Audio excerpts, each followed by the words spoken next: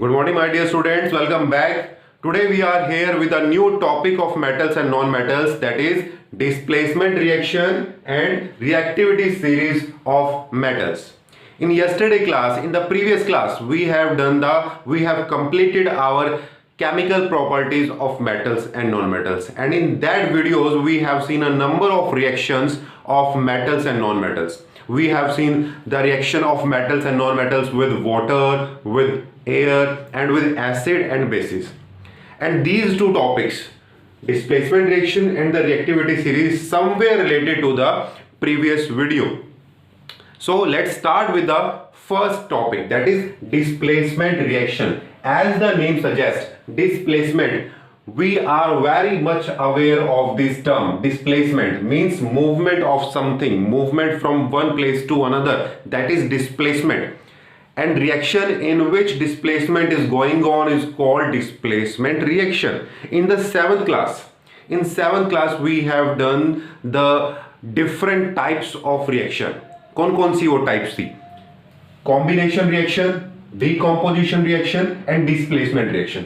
In three types को हमने seventh class में स्टडी किया था. ठीक है ना.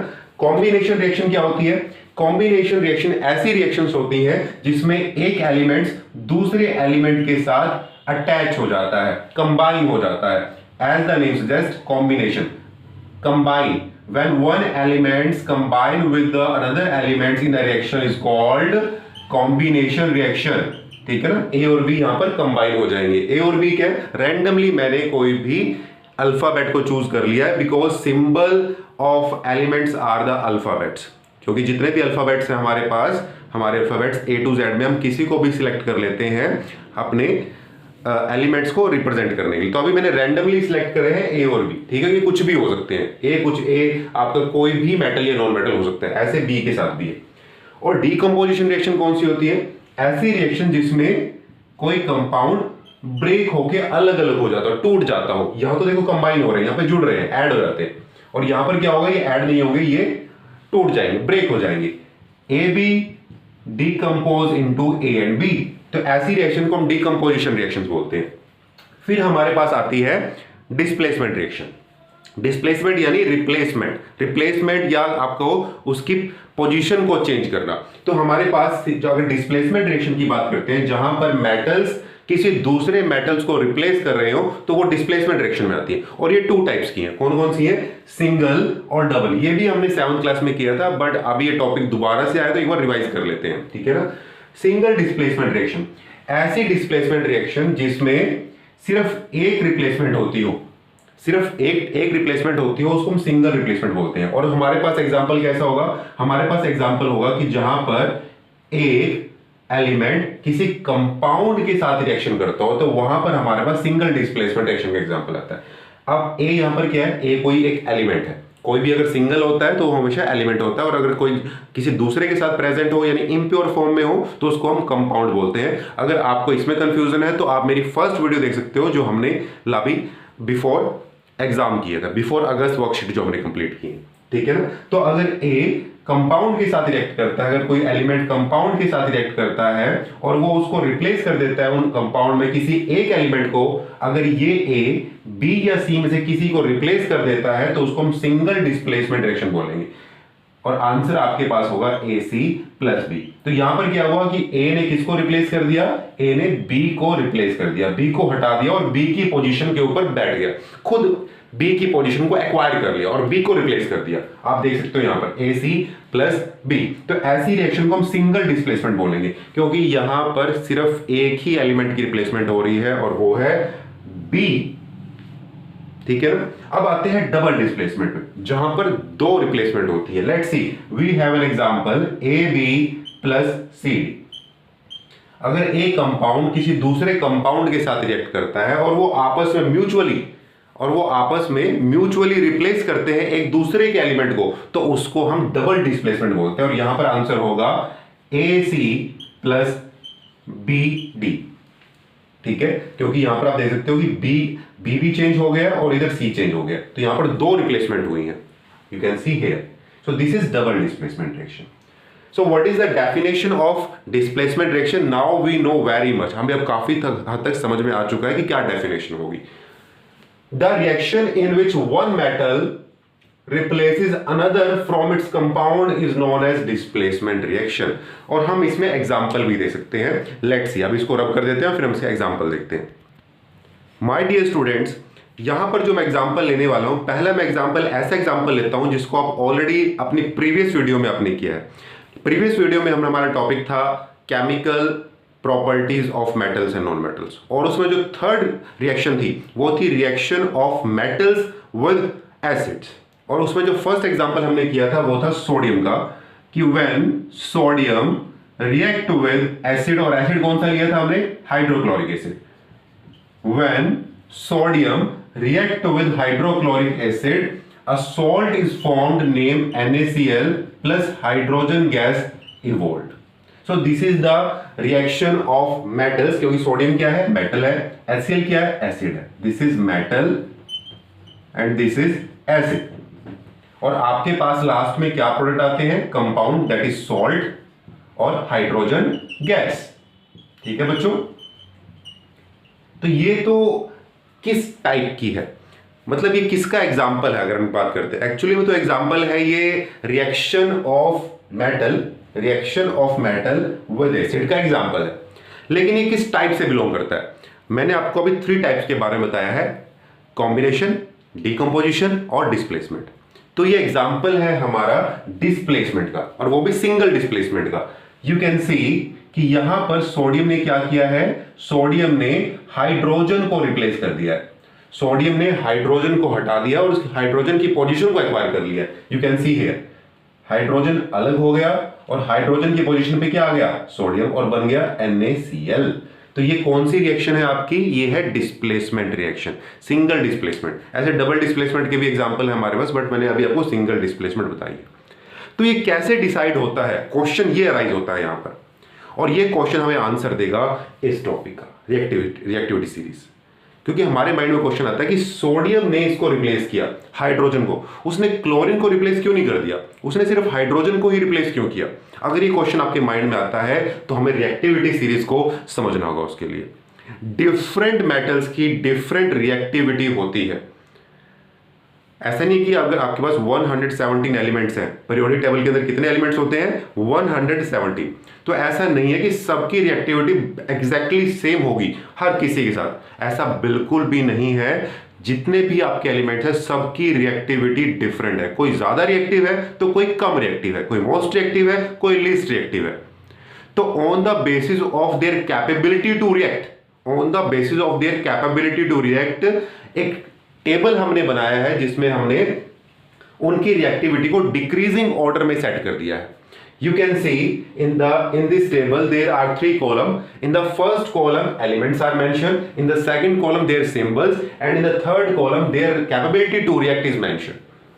ठीक है, सो अभी 117 एलिमेंट्स हैं, तो मैंने यहां पर सभी को ना लिख के सिर्फ इंपॉर्टेंट एलिमेंट्स को मेंशन किया है, उनके सिंबल्स को रिप्रेजेंट कर दिया है, और मैंने इनको इस ऑर्डर में सेट किया है कि जो उनकी रिएक्टिविटी है वो डिक्रीजिंग ऑर्डर में हो. अगर हम डाउनवर्ड देखते हैं, यानी जो टॉप पोजीशन पे है वो मोस्ट एक्टिव होगा और जो सबसे नीचे है वो लीस्ट एक्टिव होगा. तो as we going downward step by step, तो सबकी रिएक्टिविटी कम होती रहेगी. तो जो सबसे टॉप पे है इस टेबल में, रिएक्टिविटी सीरीज में जो सबसे टॉप पे एलिमेंट होता है वो है आपका potassium. The symbol of potassium is K and it is the most reactive element of our periodic table. ठीक है ना? Then sodium, symbol of sodium is Na and it is the less reactive as compared to potassium. Potassium से कम है, but जितने भी यहां पर elements हैं उन सब से ज्यादा है. ठीक है, तो जो जितना नीचे हम जाते जाएंगे तो उतना ही रिएक्टिविटी कम होती रहेगी. नेक्स्ट है barium. The symbol of barium is Ba and it is less reactive as compared to sodium and potassium, क्योंकि वो दोनों उसके ऊपर है.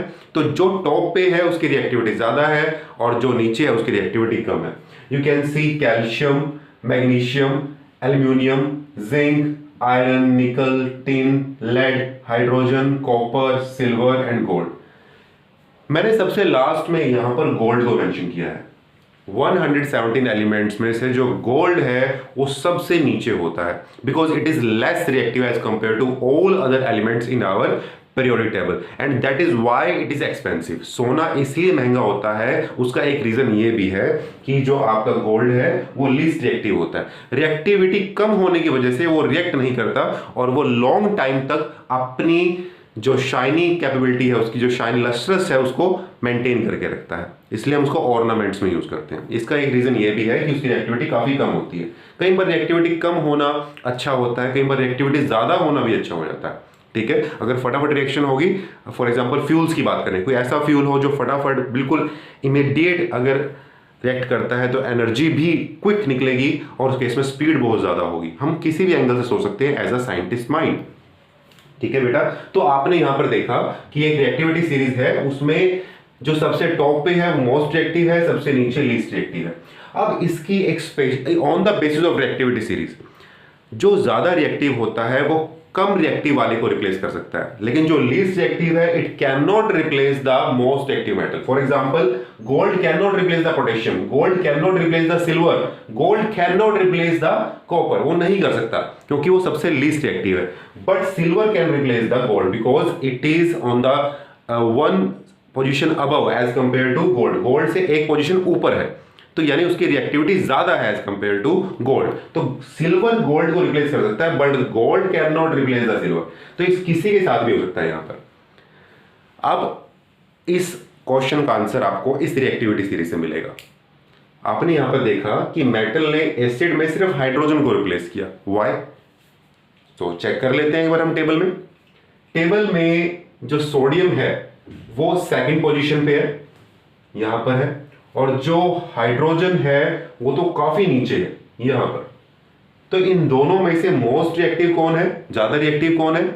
सोडियम। और कम रिएक्टिव कौन है? Hydrogen. So sodium easily replace the hydrogen. ठीक है, यहां पर बहुत इजीली रिप्लेस कर देगा हाइड्रोजन को, but hydrogen can not replace the sodium. हम और एग्जांपल भी ले सकते हैं, यहां पर हमारे पास कई एग्जांपल है, जैसे कि मैग्नीशियम। मैग्नीशियम, अगर मैग्नीशियम की रिएक्शन हम एक सॉल्ट के साथ करते हैं, मैग्नीशियम क्या है? मेटल, और सॉल्ट है कॉपर सल्फेट। हमने जो सॉल्ट लिया है वो क्या लिया है? Copper sulphate. तो पहला क्वेश्चन तो ये कि क्या मैग्नीशियम कॉपर को रिप्लेस करेगा, नहीं करेगा? हम कभी भी इसकी बात नहीं करते। जो लास्ट में होता है क्लोरीन होता है या SO4 होता है, हम इनकी बात नहीं करते। या तो ये नॉन मेटल्स है या ये किसी दूसरे दो कंपाउंड से मिलकर बने हैं। मेटल की मेटल के साथ रिप्लेसमेंट हो रही है, इसलिए यहां पर रिएक्टिविटी सीरीज ऑफ मेटल्स बोलते हैं। मेटल ही मेटल को रिप्लेस कर रहा है। You can see the reaction here, the reaction in which one metal replaces another metals from its compound. Metal metal को रिप्लेस करेगा, ठीक है ना? तो जो फाइटिंग होगी वो मेटल की मेटल के साथ होगी। ठीक है, तो यहां पर क्लोरीन और हाइड्रोजन में कौन मेटल है? अब क्वेश्चन तो ये उठता है कि हाइड्रोजन मेटल कहां पर है? हाइड्रोजन ना तो मेटल है ना ही नॉन मेटल, क्योंकि इसका जो एटॉमिक नंबर है वो 1 होता है, इसलिए हम किसी भी उसमें ले सकते हैं। तो हमारे पास सिर्फ हाइड्रोजन का ही ऑप्शन बचता है कि सोडियम की फाइटिंग सिर्फ हाइड्रोजन के साथ ही होगी। और फाइटिंग में कौन जीतेगा ये डिसाइड करेगी आपकी रिएक्टिविटी सीरीज, कि कौन ज्यादा स्ट्रॉन्ग है और कौन कम स्ट्रॉन्ग है। अब यहां पर जो फाइटिंग होगी वो मेटल के साथ होगी। Metal, magnesium is a metal, तो इन दोनों में से मेटल कौन सा है?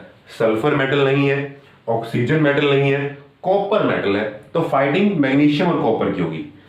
तो जीतेगा कौन? Who will win? ये डिसाइड होगा रिएक्टिविटी सीरीज से। तो लेट्स सी कि देखते हैं कि मैग्नीशियम ऊपर है या कॉपर ऊपर है। मैग्नीशियम, कॉपर नीचे है, कॉपर नीचे है, मैग्नीशियम ऊपर है। तो magnesium easily replaces the copper from its compound, and you can see magnesium easily replaces the copper, and उसकी क्या होगा? उसकी पोजीशन को एक्वायर कर लेगा एंड बिकम MgSO4 और कॉपर को अलग कर देगा। सो this is the displacement reaction. अभी लास्ट में बस एक एक्सपेरिमेंट करते हैं और फिर हमारा टॉपिक कंप्लीट है। My dear students, with the help of simple example, we can easily understand our metals and non-metals, especially two topics, that is your displacement reaction activity series. With the help of these example, we can easily understand. इस experiment में हमने क्या किया बच्चों? एक test tube ली है, जो हमारे apparatus है वो मैं आपको बता रहा हूं अभी कि टेस्ट ट्यूब है मेन, उसके बाद आपने एक आयरन नेल लेनी है, एक सॉल्यूशन लेना है जिसका नाम है कॉपर सल्फेट। ब्लू कलर का ट्रांसपेरेंट लिक्विड होता है ये, ठीक है ना, जो ब्लू कलर का ट्रांसपेरेंट लिक्विड होता है उसका नाम है कॉपर सल्फेट। ये सॉल्ट सॉल्यूशन है कॉपर सल्फेट का, ठीक है। और इसमें क्या करना है, आपने एक आयरन की नेल को डिप करना है, एज यू कैन सी, जो आपको इस डायग्राम में दिखाई दे रहा है। सो मेनली आपके पास तीन चीजें हैं, टेस्ट ट्यूब आपने ली है, उसमें कॉपर सल्फेट सॉल्यूशन डाला है और उसमें आपने आयरन नेल को डिप कर दिया।